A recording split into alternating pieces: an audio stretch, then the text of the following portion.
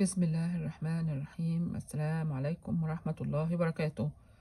لمن يعاني من صمت القهر، الحل هو التفريغ بالكتابة أو تسجيل مقطع صوت أو فيديو. لا تشتكي لشخص غير مستعد لسماعك أو يؤذيه حديثك. لا مانع من التعبير لشخص جاهز لسماعك ويملك خبرة تساعدك. هذا من جانب نفسي.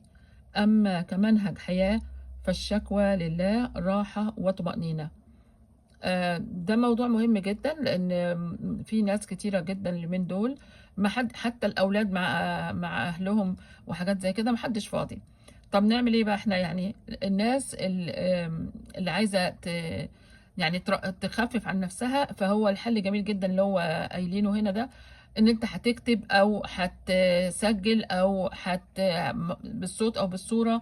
وده هيريحك لانك مش مضطر تشتكي لشخص وهو قاعد قدامك ماسك التليفون، فانت بتحرق دمك وهو ما بيسمعكش ومحسوب عليك ان هو بيسمعك. طب وعلى ايه؟ خليك يا عم قاعد في بيتك احسن. وانا وانا يعني هحاول ان شاء الله الاقي حل وطبعا الكلام مع ربنا ما فيش احسن منه، وربنا يحفظنا جميعا.